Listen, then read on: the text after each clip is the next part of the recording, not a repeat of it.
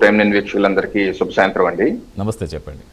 ఇప్పుడు ప్రపంచవ్యాప్తంగా మనకందరికి తెలుసు ఎటువంటి అనిశ్చిత పరిస్థితి నెలకొంది.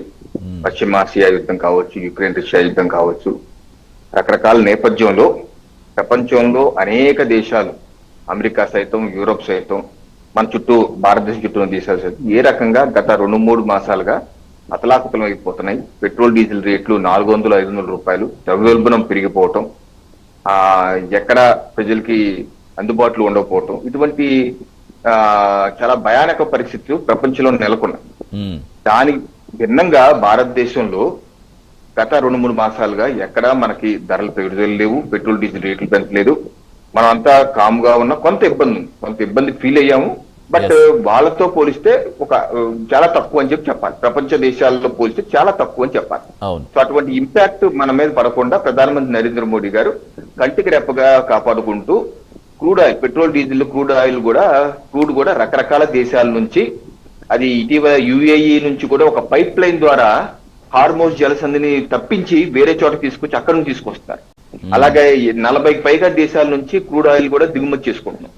సో రకరకాల దేశాలు, రష్యాకు నుంచి చైనాకు వెళ్లే ఓడలు కూడా, క్రూడ్ ఆయిల్ ఓడలు కూడా మధ్యలో రివర్స్ చేసి వెనక్కి తీసుకొస్తున్నాం. అలాగే హార్మోజ్ జలసంధి నుంచి ఏ దేశము షిప్లు బయటకు తీసుకురాలేకపోతున్నాం, మనం తీసుకొచ్చి చేస్తున్నాం. ఇవన్నీ నేపథ్యంలో మనకి ఇప్పుడు యుద్ధం మొదలయ్యి 70 రోజులు దాటిపోయింది సతీష్ గారు. అది ఎప్పుడు ఆగుతో తెలవట్లేదు. ఒక అనిశ్చిత పరిస్థితి నెలకొంది. ఈ పరిస్థితి ఈ సందర్భంగా ప్రధానమంత్రి నరేంద్ర మోడీ గారు ఒక కుటుంబ పెద్దగా, ఒక దేశ ప్రధాన సేవకుడిగా నిన్న హైదరాబాద్ లో చేసిన ప్రసంగంలో దేశ ప్రజలకి 140 కోట్ల ప్రజలకి ఒక విజ్ఞప్తి చేశారు.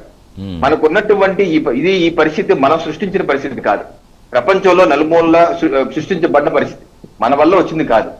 సో కాకపోతే ఇప్పుడు ప్రపంచం కుగ్రామం అయిపోయింది కాబట్టి ఎక్కడ ఏది, చైనాలో కరోనా వచ్చినా కాకినాడలో కూడా కరోనా వస్తుంది. సో అలాంటి పరిస్థితుల్లో మనం రాబోయే మాసాల్లో ఇంకా జాగ్రత్తగా ఉండాలి అన్న విషయాలు చెప్తూ కొన్ని సూచనలు చేశారు. కొన్ని సూచనలు ఏంటి? ఒకటేంటి, వోకల్ ఫర్ లోకల్. ఇది కొన్ని సంవత్సరాలు చెప్తున్నారు. అంటే స్వదేశీ వస్తువుల్ని వాడాలి. ఎందుకంటే మన స్వదేశీ పరిశ్రమల్లో, హైదరాబాద్ బాలానగర్ లో తయారైన పరిశ్రమల్లో వస్తువులు వాడితే ఆ బాలానగర్ లో ఉన్నటువంటి ఉపాధి అవకాశాలు పెరుగుతాయి, మన డబ్బులు మన దగ్గర తిరుగుతాయి. అదే కానీ బ్యాంకాక్ నుంచి దిగుమతి చేసుకున్న వస్తువులు మన డబ్బు వేరే దేశాలకు వెళ్ళిపోతాయి, దానివల్ల మనం నష్టపోతాం. అందుకనే కాకినాడలో తయారు చేసే వస్తువులు, రాజమండ్రిలో తయారు చేసే వస్తువులు, మహబూబ్ నగర్ తయారు చేసే వస్తువులు ఇక్కడ వాడుకుంటూ వోకల్ ఫర్ లోకల్ చేసి మనం ఇక్కడ నుంచి ఎగుమతులు తెలియజేసే విధంగా ప్రయత్నం చేయాలి. నెంబర్ 1.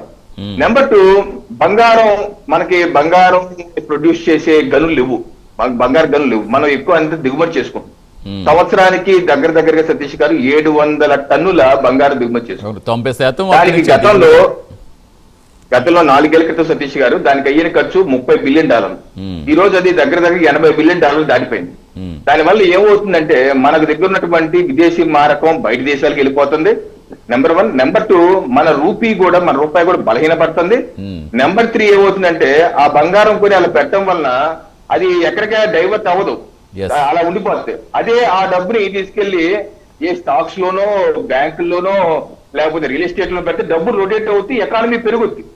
అందుకనే ఈ యొక్క అనిశ్చిత పరిస్థితి దృష్ట్యా ప్రధానమంత్రి మోడీ గారు ఏమన్నారంటే 1 సంవత్సరం పాటు బంగారు కొనుగోళ్లు కొంచెం ఆపేయండి అని చెప్పి అన్నారు. దానికి ప్రత్యామ్నాయంగా మనం రీసైకిల్ చేసుకోవచ్చు, ఉన్న నగలు మార్చి వేరే చేసుకోవచ్చు. అలా కొనేవాళ్ళు కొంటారనుకో, నేను ఒక కుటుంబ పెద్దగా విజ్ఞప్తి చేశాను. అలాగే మరో విజ్ఞప్తి ఏంటంటే పెట్రోల్ డీజిల్ ఈ రోజు 80-85% మనం దిగుబడి చేసుకుంటున్నాం. ఆల్టర్నేటివ్ కూడా మనం చూసుకుంటున్నాం. ఏది ఎలాగా electric vehicle, 2 wheelers, electric vehicles కావచ్చు, సోలార్ ని మనం పెంచుకున్నాం గత 12 ఏళ్ళుగా. అలాగే గ్రీన్ హైడ్రోజన్, అలాగే ఎథనాల్ మన షుగర్ కేర్ నుంచి బ్రోకర్ ఎథనాల్ బ్లెండ్ చేస్తున్నాం, ఇవన్నీ చేస్తున్నాం. బట్ మనం ఎంత దిగుమతి చేస్తున్నాం? 250 మిలియన్ టన్నులు క్రూడ్ ఆయిల్ దిగుమతి చేసుకుంటాం. దానికి అయ్యే ఖర్చు దగ్గర $150 బిలియన్ అవుతుంది. సో అందుకనే మనం కొంత తగ్గించుకుంటే కొంత వాడకం అంటే ఏమన్నా మోడీ గారు ఏమన్నా అనవసరమైన తిరుగుళ్ళు చేసి పెట్రోల్ డీజిల్ వేస్ట్ చేయొద్దు. 2-3 ఒకే చోటకి వెళ్తుంటే కలిసి వెళ్ళండి. పబ్లిక్ మెట్రో, హైదరాబాద్, బెంగళూరు లాంటి మెట్రో అయితే మెట్రో ట్రైన్ వాడండి. దీనివల్ల ఏమవుతుందంటే మన విదేశీ మారకం ఏమవుతుంది, రూపీ బలపడుతుంది. ఆ ఆదాయం డబ్బులు మన మౌలిక వసతుల మీద, మన స్కూల్స్ మీద, పాఠశాలల మీద, లేదా వైద్య ఉపాధి అవకాశం. ఇప్పుడు ఈ రోజు చూడండి ఎన్ని ఇబ్బందులు ఉన్నా ఎక్కడ మన అభివృద్ధి సంక్షేమ కార్యక్రమాలు ఎక్కడ ఆగట్లేదు. ఈ రోజు ఉచితంగా ఇస్తున్నటువంటి 80 కోట్ల మంది ఉచిత రేషన్ కానీ, లేకపోతే ఆయుష్మాన్ భారత్ వైద్యం కానీ, లేకపోతే పిఎం కిసాన్ తో రైతు కిసాన్ ఎక్కడ ఏమీ ఆగట్లేదు. ప్రధానమంత్రి మోడీ గారు ఏమంటారంటే కొన్ని ఇటువంటి మన స్వీయ నియంత్రణ ఇక్కడ ఎక్కడ కంపల్సరీగా చేయండి అంటలేదు, స్వీయ నియంత్రణ పాటించి ఒక ఫర్ ఎగ్జాంపుల్ ఆయిల్ ఉంది సార్, మన పామ్ ఆయిల్ తెగ వాడేస్తుంటాము. మోడీ గారు ఏమన్నారు 10% తగ్గించండి, దేశ సేవతో పాటు దేహ సేవ కూడా అయిపోతుంది. దేశ సేవతో పాటు దేశ సేవ కూడా అయిపోతుంది. ఆయిల్ వాడటం వల్ల ఏమవుతుంది, ఆరోగ్యం పాడైపోతుంది ఎక్కువగా. సో అందుకని ఒక 10% మనం దిగుమతి చేసుకుంటున్నాం, ఆ దిగుమతి మనం విదేశీ మార్గం నష్టపోతున్నాం. సో ఈ రకంగా కొన్ని సూచనలు చేశారు. అలాగే ఫెర్టిలైజర్స్ ఉంది సార్, ఎరువులు ఉంది సార్, మనం ఎక్కువ వాడేస్తున్నాం, దానివల్ల ఏమవుతుంది క్యాన్సర్లు పెరిగిపోతున్నాయి, ఉత్పత్తి పెరుగుతుంది, ఓకే క్యాన్సర్లు పెరిగిపోతాయి, అనారోగ్యం పెరిగిపోతే క్యాన్సర్ ఇన్స్టిట్యూట్లు మెడికల్ తిరగాల్సి వస్తుంది. సో అందుకనే ఉన్నారు కొంత వాడకం తగ్గించారు, కొంత మానేయండి, మీరు ఈ రోజు ఇప్పుడు ఉండదు అంటలేరు, కొంత తగ్గించుకోండి, సేంద్రియం వైపు కూడా కొంత దృష్టి పెట్టండి.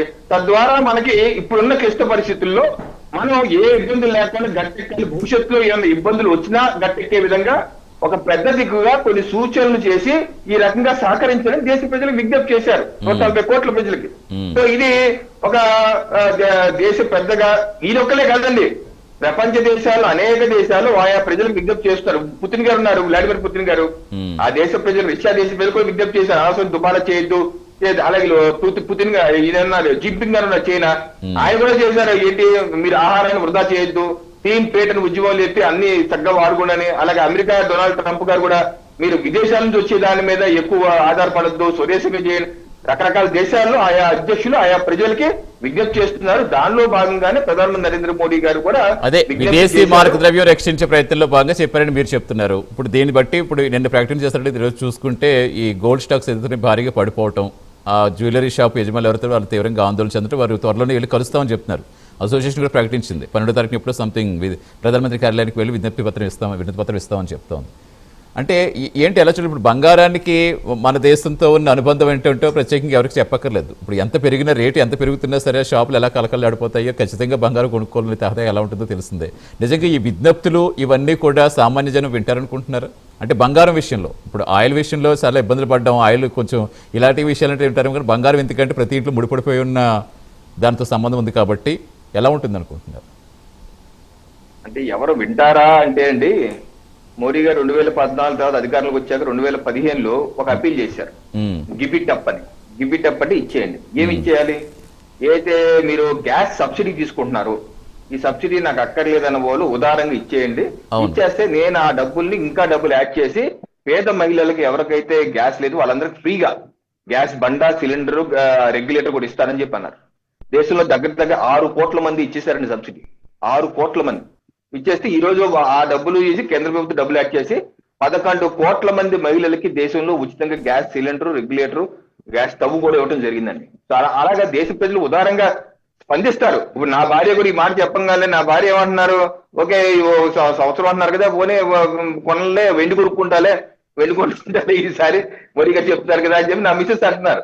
సో అలాగా దేశ ప్రజలు ఇది కొత్తగా ఈ రోజు అడగటం కాదండి. నేను అనేది ఏంటంటే గతంలో కూడా అనేక మన దేశ ప్రధానమంత్రులు, ముఖ్యమంత్రి అనేక సందర్భాల్లో అనేక రిక్వెస్ట్ చేశారు. జవహర్లాల్ నెహ్రూ గారు అయితే 1962లో 1962లో చైనా యుద్ధం అప్పుడు దేశ మహిళల్ని మీ బంగారం మాకు ఆభరణాలు ఇచ్చేయండి అని చెప్పి అడిగారు. అప్పుడు ఇందిరాగాంధీ గారు ఆభరణాలు ఇచ్చి చాలా మంది ఆభరణాలు ఇచ్చేశారు. ఆ పరిస్థితుల్లో నెలకొంది. అలాగే 1965లో లాల్ బహదూర్ శాస్త్రి ప్రధానమంత్రిగా ఉన్నప్పుడు తింటాకి తిండి లేదండి, మనం విదేశాల నుంచి రైసు వీటి దిగుమతి చేసుకునే వాళ్ళం. ఆ సందర్భంలో లాల్ బహదూర్ శాస్త్రి ఏమన్నారు తెలుసా, ఒక పూట భోజనం మానేయండి అంటే శాస్త్రి వ్రత్ అని చెప్పి దానికి పేరు పెట్టి ఒక పూట భోజనం దేశ ప్రజలందరూ మానేశారు. అలాగే 1970లో ఇందిరాగాంధీ గారు మన గోధుమ పిండి దిగుమతి చేసుకునే వాళ్ళు, మన ఉత్పత్తి లేదు మనకి, దిగుమతి చేసుకుంటే వీట్లెస్ మీల్ అంటే గోధుమ పిండి లేని భోజనానికి ఇందిరాగాంధీ గారు క్యాంపెయిన్ చేస్తే చాలా మంది గోధుమ పిండి వాడటం మానేశారు. అలాగే అనేక సందర్భాల్లో స్వదేశీ వస్తువులు వాడమన్నారు. ఆఖరికి మన 2010లో కూడా చూడండి, దేశంలో షుగర్ పంచదార రేట్లు పెరిగిపోతే, చక్కెర రేట్లు పెరిగిపోతే ఆ రోజు శరద్ పవార్ గారు అగ్రికల్చర్ మంత్రిగా ఉన్నారు, కేంద్ర మంత్రి.